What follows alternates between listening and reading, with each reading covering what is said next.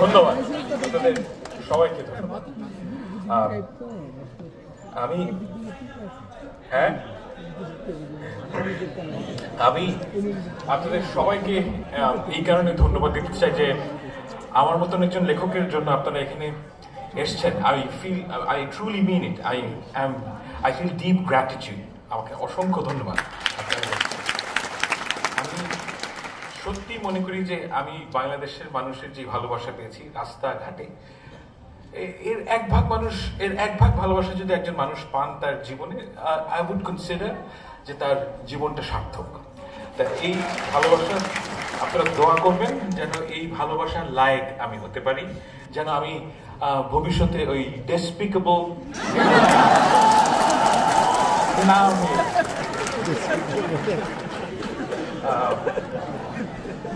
এখানে একটা কথা বলার প্রয়োজন যে আমি অনেক জায়গায় খেয়াল করেছি যে আমার প্রসঙ্গে এবং আমাদের সবার প্রসঙ্গে কথা বলতে গেলে একটি অতিরঞ্জন হয়।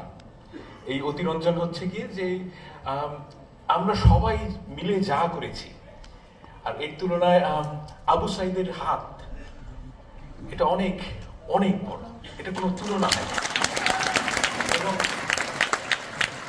আমি আসলেই মনে করি যে আবু সাইদের সাথে আমাদের নাম উচ্চারিত হওয়াটা ঠিক না।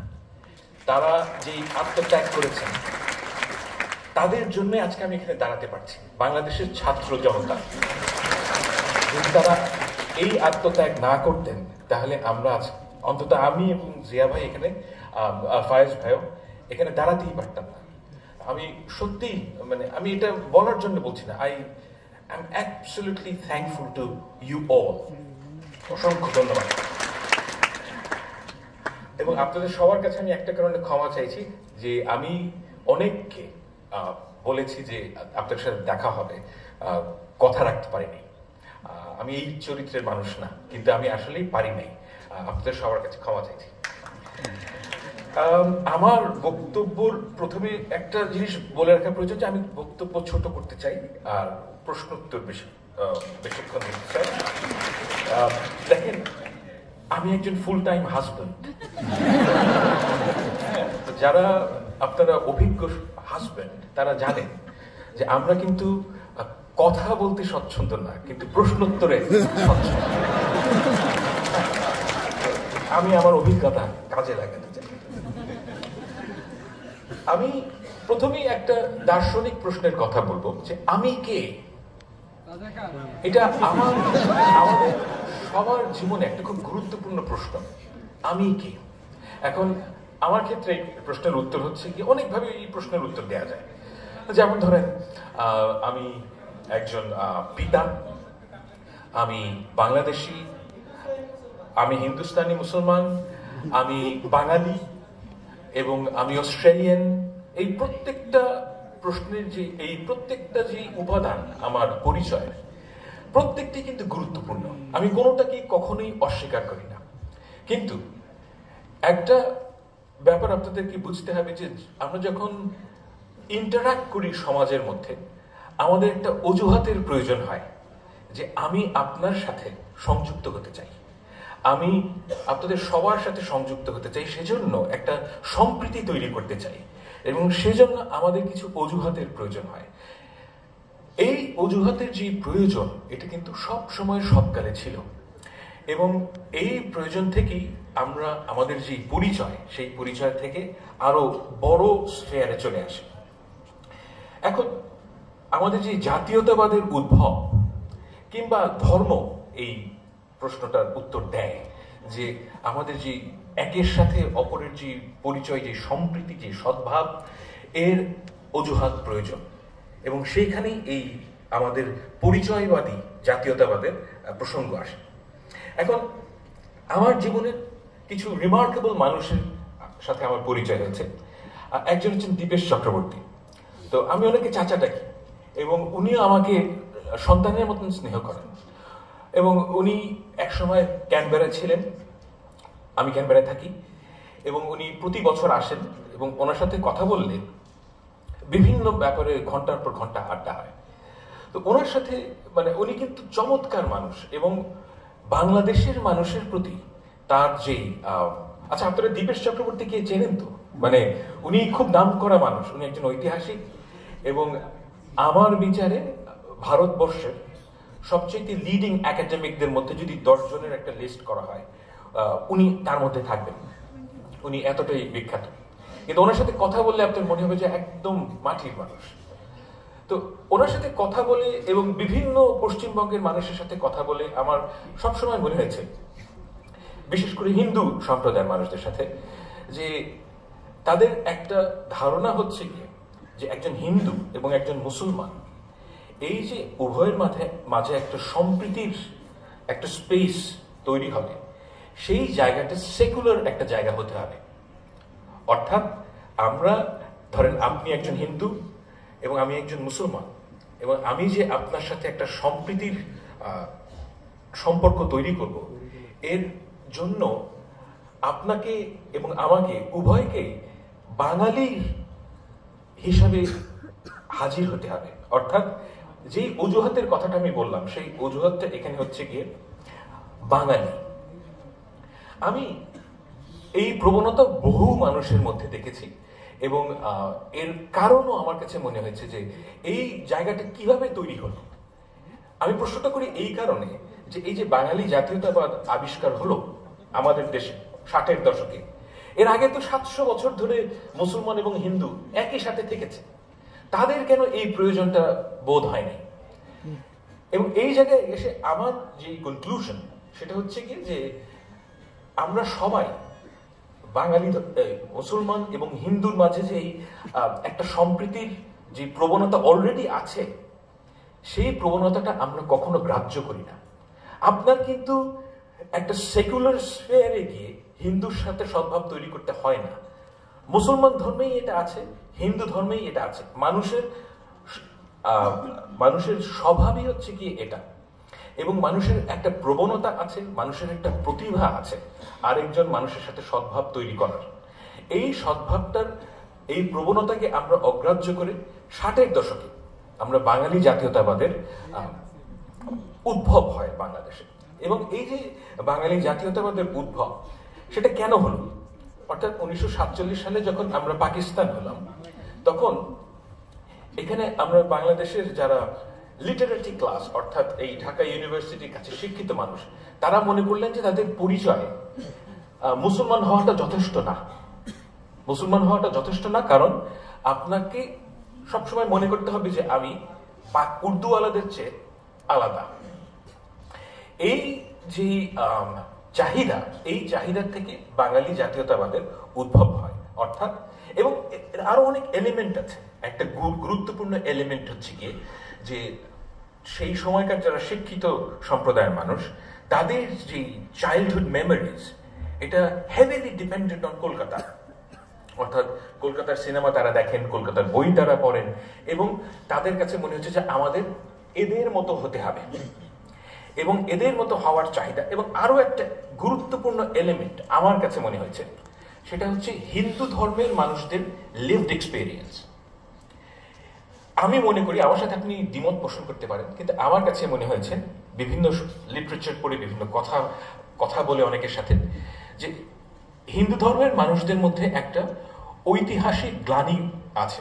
সেই গ্লানিটা তারা বোঝেন যে শ্রেণী প্রথা এটা ঠিক না, এটা তারা বোঝেন, এবং এটার একটা ঐতিহাসিক গ্লানি তাদের মধ্যে আছে। এবং এই গ্লানিটার যে প্রশমন, সেটার সম্ভব হয় 1920s-এ, যে তারা মনে করেন যে মানুষ ডিক্লাসড হয়ে যাবে, এবং এই আইডিয়াটা heavily dependent on left lining ideas.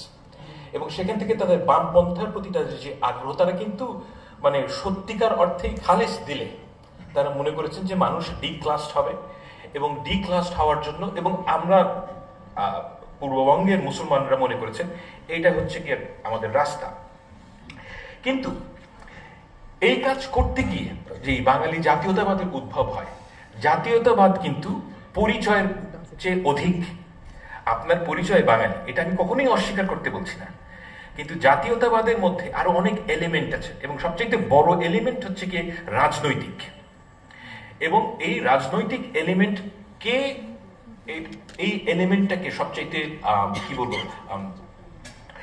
এমবডিমেন্টটা কি এই জিনিসের, এই চাহিদার, এই বাঙালি জাতীয়তাবাদের। বাংলাদেশের মানুষদের মধ্যে একটা কমন আন্ডারস্ট্যান্ডিং হচ্ছে শেখ মুজিবুর রহমান হচ্ছেন গিয়ে এই যে বাঙালি জাতীয়তাবাদের যেই চাহিদা, যে বাঙালি জাতীয়তাবাদের যে আকর্ষণ, তার এমবডিমেন্ট হচ্ছেন গিয়ে শেখ মুজিবুর রহমান। এবার আমি আপনাদের সবাইকে একটা কথা বলতে চাই, এটা আপনারা সবসময় মনে রাখবেন, যে আপনি যা বলেন, আপনার যে মেসেজ, এই মেসেজের যদি 50% গুরুত্ব হয়, বাকি 50% হচ্ছে কি আপনি কে। অর্থাৎ একটা হারামি কিসিমের লোক যদি ভালো কথা বলে, আপনি কিন্তু সেই কথাটা শুনবেন না। হ্যাঁ, এখন এই জিনিসটা সবসময় মাথায় রাখবেন যে আপনি যেই আদর্শের কথা মানুষকে বলেন, সেই আদর্শ আপনার লিভড এক্সপিরিয়েন্সের মধ্যে থাকতে হবে। এখন বাঙালি জাতীয়তাবাদের কথা বললে সবচেয়ে, আমার দৃষ্টিতে, আপনারা আমার সাথে একমত হওয়ার প্রয়োজন নেই, আমার দৃষ্টিতে সবচেয়ে অগ্রহণযোগ্য ব্যক্তিটি হচ্ছেন কি শেখ মুজিবুর রহমান।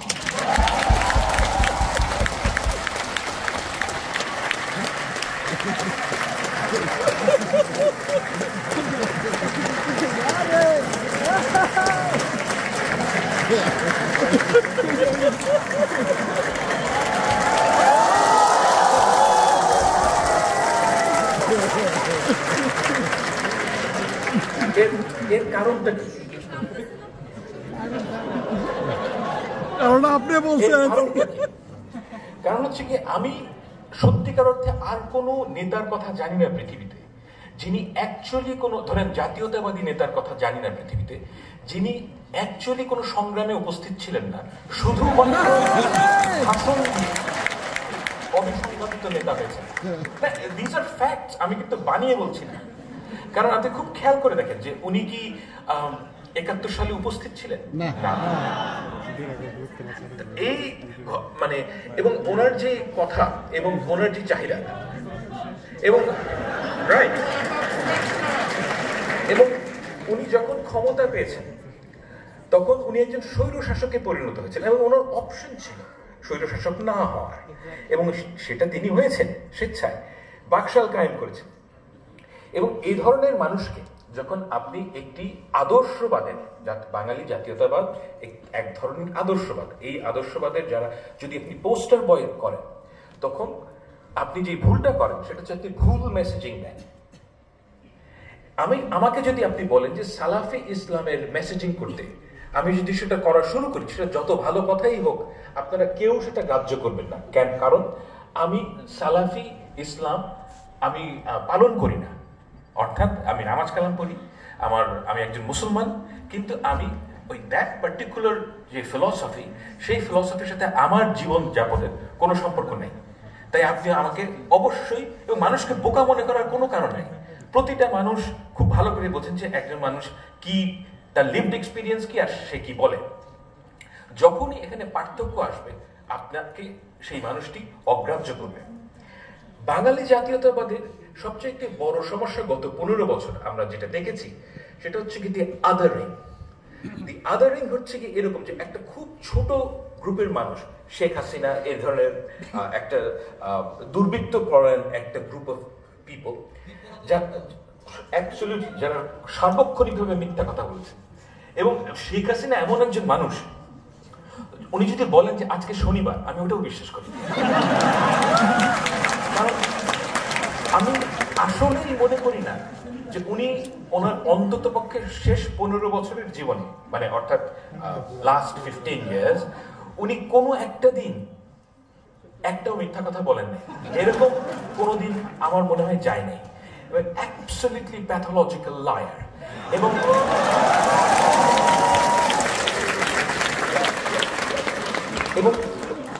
যে সত্যটা হচ্ছে কি একদম আমাদের সামনে উদ্ভাসিত, সেটা হচ্ছে কি যে বাঙালি জাতীয়তাবাদের যে পলিটিক্যাল বয়ান, সেটা বিভিন্ন কারণে প্রবলেম্যাটিক। প্রথম কারণ হচ্ছে কি, বাঙালি জাতীয়তাবাদে বলা হয় যে আমরা বাঙালি, কিন্তু এর যে তাদের যে ক্ষমতার যে এক্সপ্রেশন, সেটা হচ্ছে কি এমন এক গ্রুপ অফ পিপলকে নিয়ে, তাদের জীবনে সেই জাতীয়তাবাদের কোনো আমি প্রমাণ কিংবা প্রয়োগ দেখি না। যেমন ধরেন বাংলাদেশের যারা ফিল্ম ইন্ডাস্ট্রি, আপনারা যারা অনেকেই বয়স কম, কিন্তু আপনারা আসলে অনেকে জানেন না যেটা, যে ধরেন 90s-এ 80s-এ যারা সব সময় বাঙালি বাঙালি করতে করতে একদম মারা যেত, তাদের নিজেদের ছেলেমেয়েরা ইংলিশ মিডিয়ামে পড়ে এবং তাদের ছেলেমেয়েরা পড়াশোনা শেষ করলেই তাদেরকে বিদেশে পাঠিয়ে দেওয়া হচ্ছে। এবং তাদের কথা হচ্ছে যে, এবং যারা বাঙালি নন, অর্থাৎ ধরেন বিএনপি, জামায়াত ইসলামী, যার দাড়ি টুপি আছে, তাদের মানে এদেরকে তো তারা সহি বাঙালি মনে করেন না, তাই না? এই গ্রুপ অফ পিপলের মানে কোনো অধিকার নেই, তার এই গ্রুপ অফ পিপলকে যা ইচ্ছা তাই করা যায়। সব আমি ধর্ম আনতে চাই না এখানে, but I get your point and you right. হ্যাঁ, এখন এই যে আদারিং এর কারণে কি হয়েছে, যে সমাজে অ্যাকচুয়ালি যে বাঙালি জাতীয়তাবাদ যা করতে চেয়েছিল, অর্থাৎ সমাজের মানুষকে একাট্টা করা, সেটা করতে ব্যর্থ হয়েছে এবং বাঙালি জাতীয়তাবাদ ফেল করেছে। এটা হচ্ছে reality. As a political movement it has failed. এবং কেন ফেল করেছে? কারণ দেখেন, এই যে আমি আপনাকে প্রথমেই বললাম যে মানুষের সাথে মানুষের সদ্ভাব, এই সদ্ভাব, এই ভালোবাসা, এই সম্প্রীতির জন্য কিছু ভ্যালুজ লাগে। সেই ভ্যালুজের মধ্যে আমি সবসময় সবাইকে বলি, দেখেন আপনি কেমন মানুষ, আমি এটা কখনোই আপনার ডিগ্রি দিয়ে মাপি না। To me it is irrelevant. আপনার কতগুলো ডিগ্রি আছে, কতগুলা আপনার বাবার কত টাকা আছে, কিংবা আপনি কি কি করেছেন না করেছেন, এর চাইতে অনেক গুরুত্বপূর্ণ একটা বিষয় হচ্ছে কি, 500 বছর আগে একজন সাধারণ মানুষ আপনাকে কি একজন ভালো মানুষ হিসেবে গ্রহণ করবেন নাকি না? তিনি যদি করেন, সে কিন্তু দেখবে না যে আপনি ভালো কম্পিউটার প্রোগ্রামার কিনা, তিনি দেখবেন না যে আপনি ভালো একজন ইঞ্জিনিয়ার কিনা, তিনি দেখবেন খুব সামান্য কিছু বিষয়, যে আপনি সত্য কথা বলেন কিনা, আপনি একজন স্নেহময় পিতা কিনা, আপনি ডিপেন্ডেবল কিনা। এই যে ভ্যালুসগুলো মানুষের মধ্যে, এই ভ্যালুসগুলো টাইমলেস, সব কালে সব জায়গায় ছিল। এবং এই ভ্যালুসগুলো বাঙালি জাতীয়তাবাদ ধারণ করতে পারে না, ধারণ করতে পারে না দেখে এই অ্যাজ এ পলিটিক্যাল মুভমেন্ট এটা ফেল করেছে। আপনি দেখেন যে বাঙালি জাতীয়তাবাদের যারা ক্ষমতার কেন্দ্রে ছিলেন, তারা কারা ছিলেন? এই যে সালমান এফ রহমান, কি দম্ভ ছিল লোকটার, বাবারে বাবা, ধরাকে সরাজ্ঞান করতে নেই। এই যে আমি মানিক, এক্স্যাক্টলি, মানে আমি এই যে আমার এত দুঃখ লাগতো যে একটা মানুষের এত দম্ভ হবে কেন। এবং আমি ব্যক্তিগতভাবে খুব একেবারে হিংস্র মানুষ না, কিন্তু সালমান এফ রহমান যখন অপদস্থ হন, আমি এর মধ্যে শান্তি খুঁজে পেয়েছি।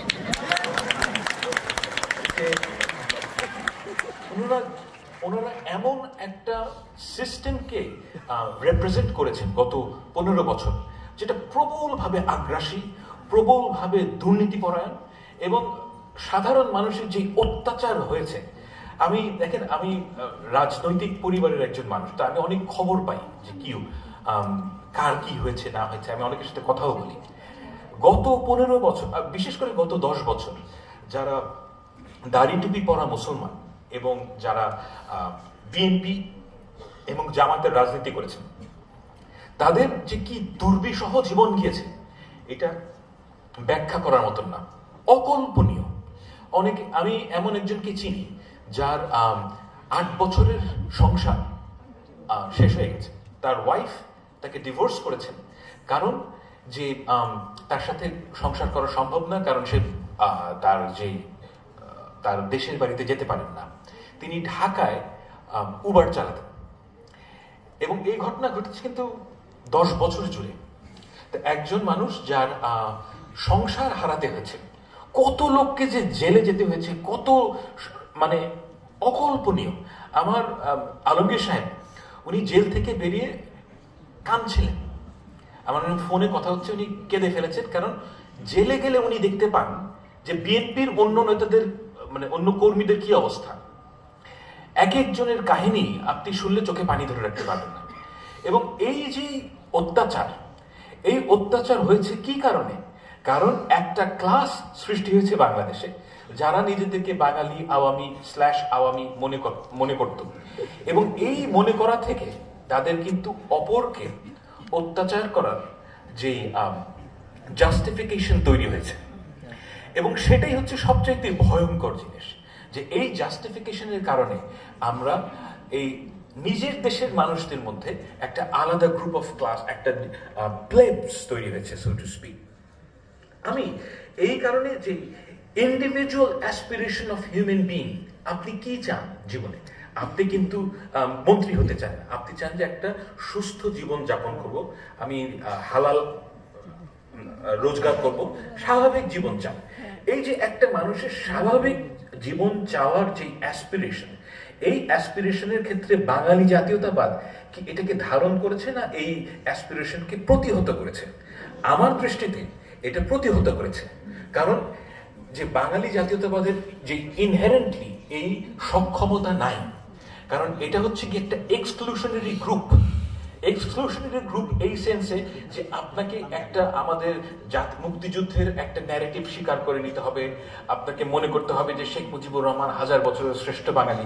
এটা কেন এটা মনে করা হয় আমি জানি না, মানে উনি একজন স্বৈরশাসক, এবং মানে ইজ আ ফরেন ডিক্টেটর। আপনাকে আওয়ামী লীগ বিএনপি হতে হবে, আপনি আমাকে পৃথিবীর ইতিহাসে একজন ফরেন ডিক্টেটরকে দেখান যিনি তাদের সমাজে রিহ্যাবিলিটেটেড হয়েছেন, একজনও নাই। এক্স্যাক্টলি, এই ননসেন্স আপনাদেরকে খাওয়ানো হয়েছে, এবং আমি শিওর যে আপনাদের বয়স দেখে আমি বুঝতে পারছি যে আপনারা যেই বয়সের মানুষ, সেই বয়সের ছেলে মেয়েদেরকে 15 বছর ধরে হয়তো আপনারা ওই কারিকুলামের ভেতর দিয়ে গেছেন, কিন্তু সেটা কোনোদিন কাজে দেয় না। এবং আই ওয়াজ অলওয়েজ কনফিডেন্ট যে এটা কোনোদিনও কাজে দিবে না। কারণ হচ্ছে কি, আমি মানুষ কিভাবে চিন্তা করে এটা বুঝি। আপনি একটা মানুষকে মিথ্যা কথা দীর্ঘদিন বুঝায়, মিথ্যা কথা দিয়ে মানুষকে কনভিন্স করতে পারবেন না, এবং এটা জাস্ট হয় না। এবং এই যে মিথ্যা কথা যেটা প্রাতিষ্ঠানিকীকরণ হয়েছে, এই যে জিয়া ভাই হচ্ছে কি তার সবচেয়ে বড় ক্রনিকলার, যে আমাদের কাগজ কলম মানে যা ইনফরমেশন, আমাদের যে ব্যুরো অফ স্ট্যাটিস্টিক্স, সব জায়গায় মিথ্যা কথা। এবং এই মিথ্যা কথা আপনারা রিজেক্ট করেছেন দেখেই আপনারা আন্দোলন করেছেন। এবং আমাদের এখন প্রশ্ন হচ্ছে যে এই যে বাঙালি জাতীয়তাবাদ, এটার ভবিষ্যৎ কি? দেখেন, আমি আপনাকে কখনোই অস্বীকার করতে বলি না যে আপনি একজন বাঙালি, অবশ্যই আপনি বাঙালি। আমি গণতন্ত্রে বিশ্বাস করি। আই ডিপলি ফিল যে আপনার যদি বাঙালি হিসেবে আপনার কোনো কাজ করতে ইচ্ছা হয়, আপনি অবশ্যই তা করবেন, এবং যে ইসলামের কারণে যে কাজটা করতে চায় তাকে অবশ্যই করতে দিতে হবে। এবং এই করতে দিতে না দিলে কি হয়, এর বিপদ আপনাদের জানা উচিত। যে আমার আন্ডারে একটা ছেলে কাজ করে, সে ইরানিয়ান, এবং সে কিন্তু আমার চাইতে কোরআন হাদিস বেশি ভালো জানে, এবং তার সাথে কথা বলতে গেলে আপনি বুঝবেন যে সে অ্যাকচুয়ালি মানে ইসলাম পালন করে না তা না, এনিথিং রিলেটেড উইথ ইসলাম সে ঘৃণা করে, অ্যাবসলিউটলি ঘৃণা করে সে। এবং আপনারা যখন ইরানিয়ানদের সাথে আপনার পরিচয় হবে, আপনি দেখবেন যে অধিকাংশ শিক্ষিত ইরানিয়ান, যেই মেয়েটা মাথায় কাপড় দিচ্ছে, সেও ইসলাম সম্বন্ধে অ্যাবসলিউটলি মানে অ্যাডভার্সারিয়াল পজিশনে চলে যায়, এবং তারা ঘৃণা করে। এর কারণটা কি? দেখেন, মানুষকে যখন আপনি চাপাই দেবেন, তখন সে ওই জিনিসটা পছন্দ করতে পারে না, সে ওইটার যে বিউটি, সেই বিউটি কোনোদিন অনুভব করতে পারে না। এবং এই বিপদটা আমাদের মধ্যেও আছে। যে আমি একটা কথা বলি, যেমন ধরেন আপনারা অনেক মেয়েকে চিনেন যারা হয়তো মাথায় কাপড় দেন না, যারা হয়তো স্লিভলেস ব্লাউজ পরেন।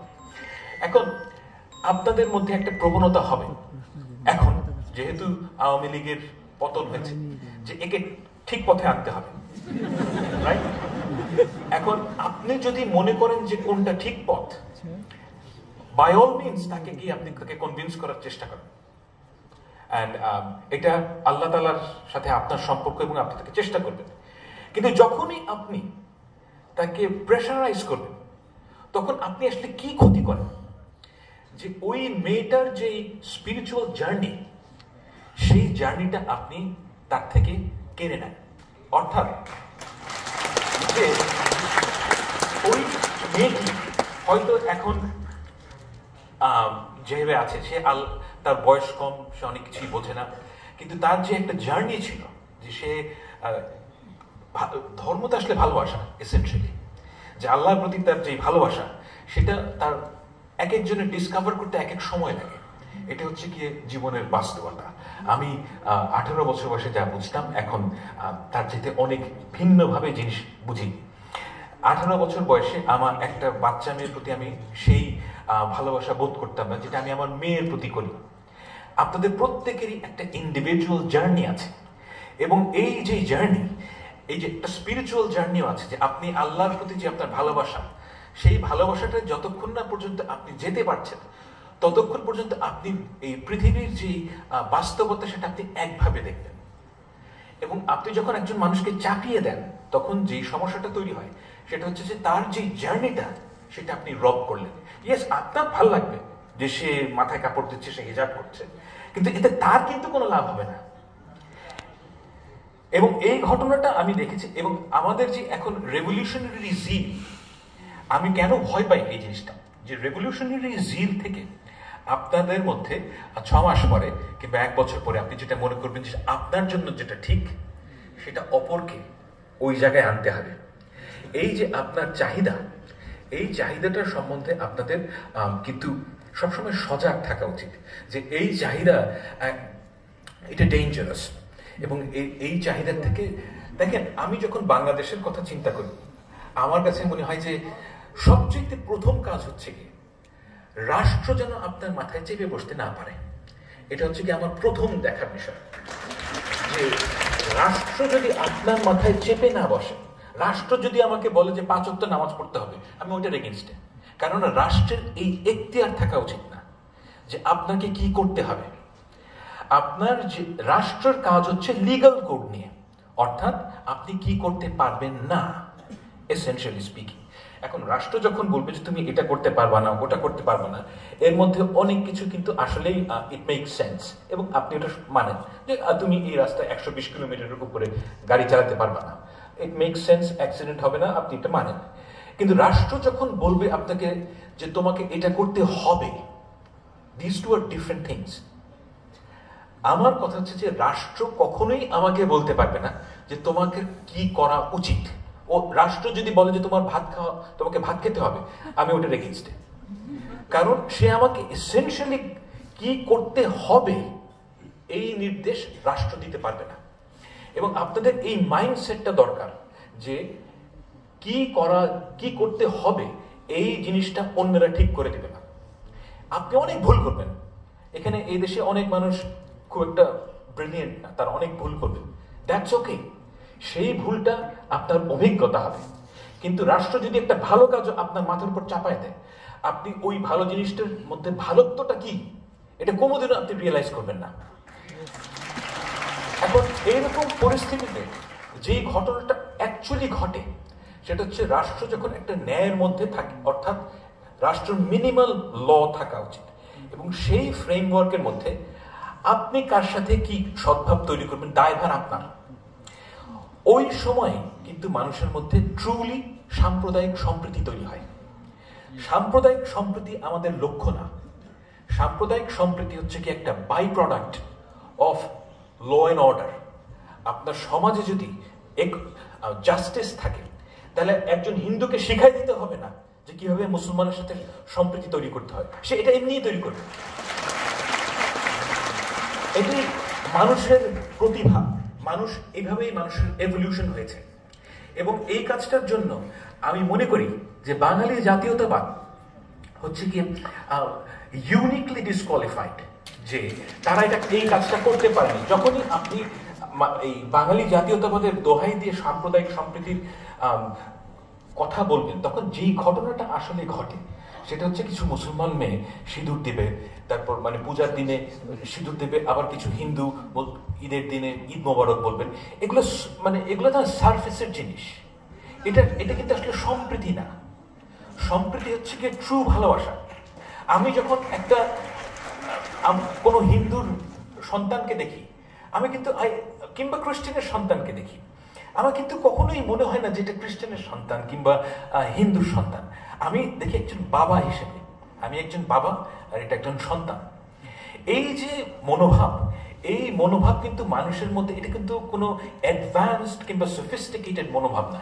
এই মনোভাবটা মানুষের মধ্যে সবসময় ছিল। বাঙালি জাতীয়তাবাদ এসে আপনাকে বুঝিয়েছে যে এই মনোভাব যথেষ্ট না, যথেষ্ট কি আপনাকে ওই সেকুলার স্পেসে যেতে হবে। এবং আপনার মধ্যে তো ওই সেকুলার স্পেসের কোনো নিড ছিল না কোনোদিন।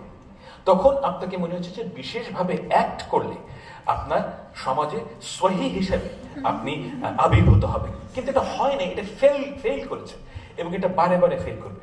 একজন হিন্দুকে হিন্দু ধর্ম ছেড়ে মুসলমানের সাথে সম্প্রীতি তৈরি করতে হবে না, ঠিক তেমনি একজন মুসলমানকে তার ইসলাম ধর্ম বাদ দিয়ে তাকে হিন্দুর সাথে সম্প্রীতি তৈরি করতে হবে না।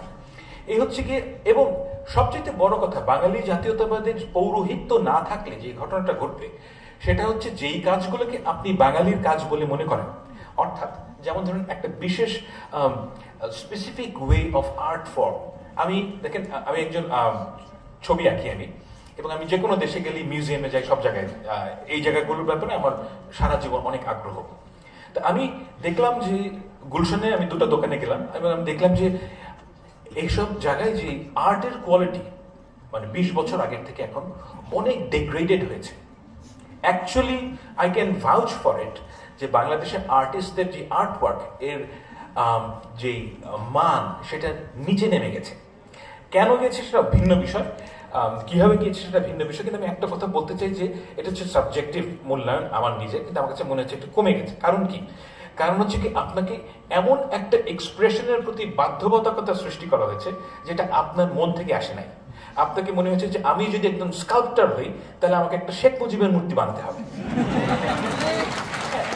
আপনার মনে হয়েছে যদি আমাকে একজন আর্টিস্ট হতে হয় তাহলে বাংলায় এভাবে লিখতে হবে, তাহলে শেখ মুজিবের অমুক ছবিটা আঁকতে হবে, এবং নাটক করতে গেলে আপনাকে দেখাতে হবে যে তারপর মানে যেগুলোর কোনো রিয়েল লাইফে কোনো রেলেভেন্স নাই। মানে মানুষ এইভাবে সমাজে চলে না। আমাদের একটা স্পেসিফিক ওয়ে অফ লাইফ আছে, যেটা হচ্ছে গিয়ে যেটা হাজার বছরের সংস্কৃতি না, কিন্তু অন্তত কয়েকশো বছরের আমাদের অভ্যাস, আমাদের একটা স্পেসিফিক ওয়ে অফ লাইফ আছে। এই লাইফটা, যেমন মেয়েরা এখানে শাড়ি পরবে, আপনি চেষ্টা করলেও তাকে শাড়ি পরানো আটকাতে পারবেন না, সে বিশেষ বিশেষ দিনে শাড়ি পরবে। এখন বাঙালি জাতীয়তাবাদ যেই কাজটা করে সেটা হচ্ছে কি আপনাকে একটা রাইট অ্যান্ড রং বাইনারি তৈরি করে, যে বাঙালি হতে গেলে আপনাকে এই এই কাজগুলো করতে হবে, এই এই কাজগুলো না করতে হবে। এখন এটা কোনো প্রয়োজন নাই, আপনাকে কারোর কোনো ঠিক করে দেওয়ার প্রয়োজন নাই যে কি করা উচিত কি করা উচিত না। এই যে মোরালিটি, এই যে মোরাল কোড, সেটার নির্দেশনা দেওয়ার ক্ষমতা বাঙালি জাতীয়তাবাদের নাই। এটা আপনাকে অন্য কোনো জায়গা থেকে সংগ্রহ করতে হবে। এবং সেজন্য আমি বলি যে বাঙালি জাতীয়তাবাদের যদি পৌরোহিত্য না থাকে তাহলে আপনার যেই স্বভাব, এটার এভলিউশন হবে, আপনি নির্ভয়ে একটা কাজ করতে পারবেন। এই যে আজকে আপনারা এখানে এসছেন, এটা কিন্তু আসলে আমি জিয়া ভাইয়ের সাথে একমত, মানে 3-4 মাস আগে এটা সম্ভব ছিল না। আপনাকে মানে এখানে যে কেউ আসতো, কিন্তু আপনারা নিজের থেকে আসতেন না। এই যে মানুষের যে স্বাধীনতার যে কি বলবো, স্বাধীনতার যে একটা উদ্ভব এবং স্বাধীনতার যে প্রকাশ, এটা কিন্তু আমাদের সমাজের মধ্যে এসছে, এবং এই জিনিসটাকে আমাদের রক্ষা করতে হবে। এবং সেজন্য আপনাদেরকে প্রত্যেককে নিজ নিজ জায়গায় you have to be very certain about it, যে এই যে আমাদের সন্তানরা যারা আমাদের জন্য তাদের জীবন দিয়েছেন, তাদের যে সবচেয়ে বড় জিনিস কিন্তু মানুষের জীবন, সেই জীবন তারা দান করেছেন এবং তার যে নির্ভীকভাবে জীবন দান করেছেন, এটা একটা মূল্য আছে। এই মূল্যটা আপনাদেরকে ঠিক করতে হবে এবং এই মূল্য আমাদেরকে রক্ষা করতে হবে। এবং এই রক্ষা করার সবচেয়ে প্রথম কাজ হচ্ছে গিয়ে আপনি যা সত্য মনে করেন সেই সত্যের পক্ষে থাকবেন। সকল ধরনের যে ফ্যাসিজম এর শুরু হয় মিথ্যা থেকে, এবং এই মিথ্যা আপনাদের পরিহার করতে হবে। মিথ্যায় পার্টিসিপেট করেন না।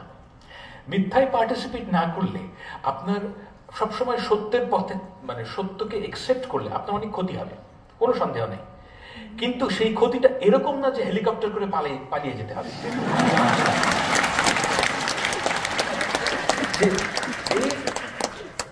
মানুষের জীবনে এই জিনিসগুলো, এবং আমি সবসময় মনে করি, আমি মনে করি যে আমার 60 বছর বয়সে আমি যদি আমার মেয়ের সামনে দাঁড়াতে পারি, I would consider to be a successful man.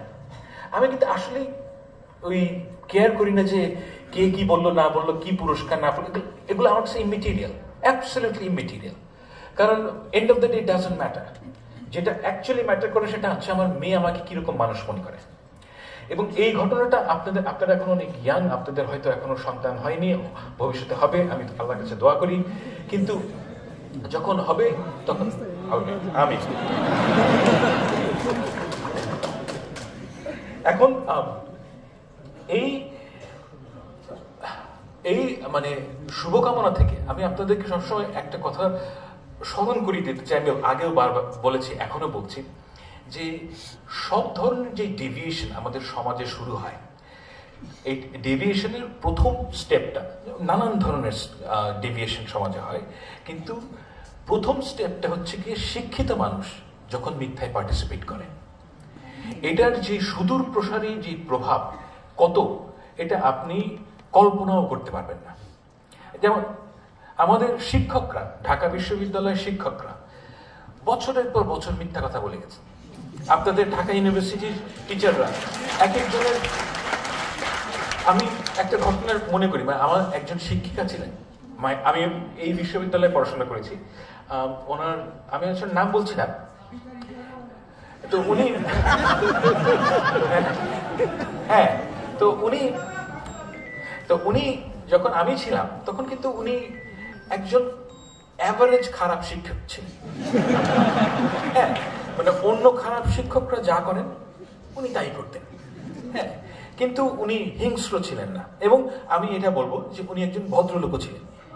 হ্যাঁ, কিন্তু আমি পরে শুনি কি যে 2-3 বছর আগে শুনি যে উনি একদম ভয়ানক শেখ হাসিনার মতন হয়ে গেছেন। মানে খাতাকে পরীক্ষার হলে কাউকে পছন্দ না হলে খাতা টেনে দিবেন, ছিঁড়ে ফেলবেন খাতা, এই ধরনের হিংস্র কাজ করা শুরু করেছেন। তা আমি কিন্তু সবসময় ভাবতাম যে এই ট্রান্সফরমেশনটা কিভাবে সম্ভব। উনি তো এরকম মানুষ ছিলেন না আগে। তো এটার দুটো ব্যাখ্যা আছে। একটা ব্যাখ্যা হচ্ছে কি যে আমি তখন তাকে চিনতে পারি নাই, তিনি তখনও তাই ছিলেন, কিন্তু তার যে প্রতিভার স্ফুরণ ঘটে নাই, কারণ তার যে প্রতিভার স্ফুরণ ঘটার জন্য যেই পরিবেশ দরকার ছিল সেটা তার সময় ছিল না। এটা হচ্ছে একটা ব্যাখ্যা। আর দ্বিতীয় ব্যাখ্যা হচ্ছে কি যে এই 15 বছরে সমাজ তাকে এরকম হিংস্র, মানে তার যে প্রফেশনাল সমাজ অর্থাৎ ঢাকা বিশ্ববিদ্যালয়ের পরিবেশ তাকে হিংস্র করে তুলেছে। দুটোই একই সাথে সত্য হতে পারে, এগুলো মিউচুয়ালি এক্সক্লুসিভ না। কিন্তু এই জায়গায় পৌঁছানোর জন্য আপনার প্রথম যে বিষয়টা আপনাকে একমত হতে হয় সেটা হচ্ছে কি যে আপনার নিজের সম্বন্ধে একটা ইনফ্লেটেড ধারণা তৈরি করতে হয় যে আই এম সামবডি। এখানে আমরা কেউই সামবডি না। আমরা সবাই মারা যাওয়ার 30 বছরের পর আই ডোন্ট থিঙ্ক এখানে এমন কেউ আছে যাকে এই পৃথিবী মনে রাখবে। আমি অলমোস্ট সার্টেন অ্যাবাউট ইট যে ধরেন 10-15 জন লোক হয়তো মনে রাখবেন, না মনে রাখার সম্ভাবনাটাই বেশি। কিন্তু আপনাকে এই পৃথিবীতে জীবন ধারণ করার জন্য একটা ইনফ্লেটেড আইডিয়া অ্যাবাউট ইয়োরসেলফ তৈরি করতে হয়, যেটা হচ্ছে এসেনশিয়ালি একটা মিথ্যা কথা। এবং এই মিথ্যা কথাকে জারি রাখার জন্য আপনাকে আরো অনেক অ্যাসোসিয়েটেড মিথ্যা কথা বলতে হয়, যেটা বাংলাদেশে আমি খেয়াল করেছি যে সবার নিজের সম্বন্ধে একটা খুবই ইনফ্লেটেড ধারণা আছে যে আই এম সামবডি। এবং এটা কিন্তু ক্ষতিকর, এটা দীর্ঘমেয়াদী ক্ষতিকর এই কারণে যে আপনি আপনার নিজের সম্বন্ধে এমন এক্সপেকটেশন তৈরি করেন যেটা সমাজে জারি রাখা সম্ভব না। অর্থাৎ আপনি যদি মনে করেন যে আমি ঐশ্বরিয়া রায়, রাইট, তাহলে ঐশ্বরিয়া রায়ের মতন আপনাকে সাজগোজ করতে হবে। হ্যাঁ, অ্যাডেড এক্সপেন্স, এবং ওইরকম সাজগোজ করতে হলে প্রতিদিন আপনাকে বাইরে বেরোনোর আগে 1 ঘন্টা সাজগোজ করতে হবে। তো এগুলো কিন্তু আপনি নিজের উপর চাপিয়ে দিচ্ছেন, এবং প্রতিটা জায়গায় আপনাকে একটা ইমেজ মানুষের সামনে প্রকাশ করতে হবে। এই ইমেজ থেকে বাঁচার জন্য সবার আগে যে প্রথম জিনিসটা আপনাদের মনে রাখা উচিত যে আমি মিথ্যায় পার্টিসিপেট করব না। মিথ্যায় পার্টিসিপেট না করলে আপনি নিজেকে নিয়ে কন্টেন্ট থাকবেন যে আল্লাহ তাআলা আমাকে যা বানিয়েছে দ্যাটস ওকে, আমার মধ্যে হয়তো এই গুণটা নাই, I will try my best to achieve it, I am not a good writer, I will work for it. কিন্তু মিথ্যায় পার্টিসিপেট করলে আপনার জীবন মানে সমাজ তো বটেই, আপনার নিজের জীবনও ধ্বংস হবে। আমি মনে করি যে আমাদের এই যে বাঙালি জাতীয়তাবাদের যে ভবিষ্যৎ, সেখানে যে ঘটনাটা ঘটবে সেখানে হচ্ছে যে আমাদের যে জাতীয়তাবাদ থেকে যে political aspect, political side of Bangali জাতীয়তাবাদ, এটা রিভাইভ করা সম্ভব না। কারণ হচ্ছে কি যে আপনাদের যাদের অভিজ্ঞতা, আপনাদের সবার বয়স হয়তো বেশিরভাগের বয়স অন্তত 30-এর নিচে, আপনাদের আগামী 30 বছর পর্যন্ত মনে থাকবে যে এই বাঙালি জাতীয়তাবাদের কারণে আপনাদের জীবনে কি বিপর্যয় নেমে এসেছিল। এবং এই কারণে আমি মনে করি যে বাঙালি জাতীয়তাবাদের যে রাজনৈতিক ভবিষ্যৎ, আমি মনে করি না তেমন কোনো রাজনৈতিক ভবিষ্যৎ আছে। কিন্তু এই রাজনৈতিক ভবিষ্যৎ না থাকাটা আমি এটাও মনে করি যে বাঙালির জন্য ভালো। কেন ভালো? আমি একটা ছোট্ট প্রশ্ন করতে চাই আপনাদের সবাইকে। আমাদের 2024 কিছুক্ষণের জন্য ভুলে যান, ঠিক আছে? 2024 আমি ভুলে যাচ্ছি। বাঙালি জাতি মানে এই ভূখণ্ডের মানুষের ইতিহাসে 1971 সাল হচ্ছে গিয়ে সবচেয়ে গুরুত্বপূর্ণ বছর। দ্বিতীয় গুরুত্বপূর্ণ বছর কোনটা? না, 47 47। আচ্ছা, আমি আমার উত্তরটা দিই। আমি আপনাদেরকে আমার উত্তরটা দিই। আমার উত্তর হচ্ছে 1575 সাল। এর কারণ কি? এর কারণ হচ্ছে কি, আমি কেন বাঙালি জাতীয়তাবাদী ন্যারেটিভকে আপনার প্রশ্ন করতে হবে, কারণ আপনাকে বোঝার, আমি আমার মতামতটা কেন এটা আমি বলছি। 1575 সালে মুনিম খান অর্থাৎ মোগল জেনারেল, উনি 12 ভূঁইয়াকে পরাস্ত করে বেঙ্গলে অর্থাৎ ইস্ট বেঙ্গলে প্রবেশ করেন। না, আমাদের পপুলার কালচারে বলা হয়ে থাকে যে ঈসা খাঁর পরাজয় অর্থাৎ 12 ভূঁইয়ার স্বাধীন সুলতানদের পরাজয়ের কারণে আমরা স্বাধীনতা হারাই। কিন্তু রিয়ালিটি হচ্ছে কি কমপ্লিটলি ডিফারেন্ট। আমি আপনাকে বোঝাতে সক্ষম হব।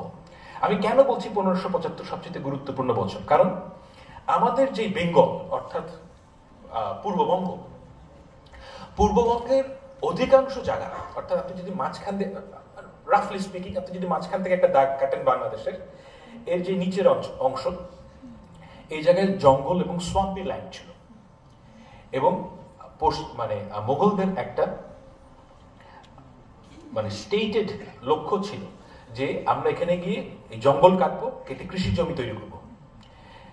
এবং কৃষি জমি তৈরি হওয়ার ফলে মানে 1570-এর দিকে টোডারমল বলে একজন খুব নামকরা মন্ত্রী ছিলেন আকবরের, তো উনি একটা রেন্ট রোল তৈরি করেছিলেন, অর্থাৎ বেঙ্গলে প্রত্যেক কত টাকা মানে কর আসে। এবং এই দ্বিতীয়বার এটা হয় ঠিক 100 বছর পরে। দেখা যায় যে আজকে যে অঞ্চলটাকে আমরা পশ্চিমবঙ্গ বলি, অর্থাৎ মেদিনীপুর, গৌড়, এই জায়গাগুলো, এই জায়গায় রেন্ট কমে যায় 100 বছরে, আর রেন্ট পারে হচ্ছে কি আমাদের অঞ্চলে। এখন আমাদের দেশের যে মুসলমান সম্প্রদায়, এই সম্প্রদায় কখনোই তৈরি হতো না। আচ্ছা, কখনোই তৈরি হতো না এটা আমার হয়তো ভুল আছে, তৈরি না হওয়ার সম্ভাবনাটা বেশি ছিল যদি না তারা এই কাজটা করতেন। এর একটা চমৎকার প্রমাণ আছে যে এই বেঙ্গলে প্রচুর ইউরোপিয়ান পর্যটক এসছেন, এবং প্রথম যে পর্যটক গ্রামীণ মুসলমান সম্প্রদায়ের উল্লেখ করেন সেটা হচ্ছে 1620 সালে। এর আগে অনেকে এসছেন বাংলাদেশ মানে পশ্চিমবঙ্গে এবং পূর্ববঙ্গে, তখন এটা পুরোটাই বেঙ্গল। তো কিন্তু একজনও, এবং অনেকেই মুসলমানদের সম্বন্ধে অনেক কথা বলেছেন, হিন্দুদের সম্বন্ধে অনেক কথা বলেছেন, কিন্তু কোনো গ্রামীণ মুসলমান সম্প্রদায়ের উল্লেখ করেননি। এই যে গ্রামীণ মুসলমান সম্প্রদায় তৈরি হলো, যাদের উত্তরসূরি আমরা সবাই, এটা কখনোই সম্ভব হতো না যদি না মুঘলরা বেঙ্গলে আসতেন। এখন এই যে ন্যারেটিভ, এটা কিন্তু আমাদের সম্পূর্ণ অনুপস্থিত। এত বড় ঘটনা ঘটলো, কিন্তু আমাদের কনসিয়াসনেসের মধ্যে এই জিনিসগুলো নাই।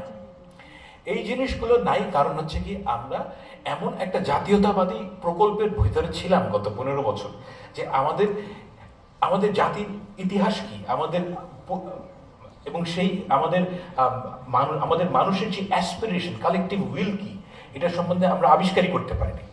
তো আমি আপনাদেরকে অনুরোধ করব যে আমাদের যে ভবিষ্যৎ, সেই ভবিষ্যতে যদি আপনি যেতে চান, এখানে নানান বিষয় আসবে, তবে একটা কথা আপনাদের মনে রাখতে হবে যে স্বাধীনতা জিনিসটা দীর্ঘস্থায়ী জিনিস না। এই সেন্সে যে আপনি যদি এটাকে রক্ষা করার জন্য আগ্রহী না হন, আপনারা যদি এটাকে রক্ষা করার জন্য সবকিছু ত্যাগ করতে রাজি না হন, তাহলে এই স্বাধীনতা থাকে না। আমাদের এই ভূখণ্ডের মানুষ 1947 সালে নিজেকে স্বাধীন মনে করেছে, 71 সালে স্বাধীন মনে করেছে, এবং এখন মনে করছে স্বাধীন হয়েছে। একটা জাতি 3 বার স্বাধীন হওয়ার প্রয়োজন হয় কেন? রাইট? এর কারণ হচ্ছে কি, আমরা কেয়ারফুল ছিলাম না। রাষ্ট্রের স্বাধীনতা বড় স্বাধীনতা না, আপনার স্বাধীনতা হচ্ছে বড় স্বাধীনতা। এই দেশের প্রতিটি শিশুকে বুঝতে হবে যে সে স্বাধীন। আপনাকে বুঝতে হবে স্বাধীনতা কোনো প্রমিস না, এর সুফল আপনাকে ভোগ করতে হবে। আপনার যদি ইচ্ছা থাকে আপনার প্রধানমন্ত্রীকে গালি দেওয়ার, আপনার ক্ষমতা থাকতে হবে।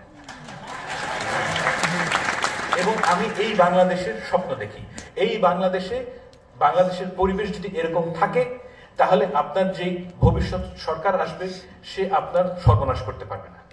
এবং এতটুকুই যথেষ্ট, সরকার যদি আপনার সর্বনাশ না করতে পারে, তাহলে আপনি নিজে নিজে যে কত কিছু করতে পারবেন এর কোনো হিসাব নেই। মানুষ একটা অমিত সম্ভাবনাময় প্রাণী, তাকে যদি বাধা না দেওয়া হয় সে অসাধ্য সাধন করতে পারে। আমাদের ছাত্ররা যা করেছে এই গত 1 মাসে, এর 2 মাস আগে আমি চিন্তাই করতে পারিনি। তারা অসাধ্য সাধন করেছে, তো হেলিকপ্টার দিয়ে শেখ হাসিনা পালাইছে। তো এই অসাধ্য তারা কিভাবে স্বাধীন করেছে? কারণ হচ্ছে কি, আপনাকে বিশ্বাস করতে হবে। Believe in it. If you believe in it, you can do it. Thank you.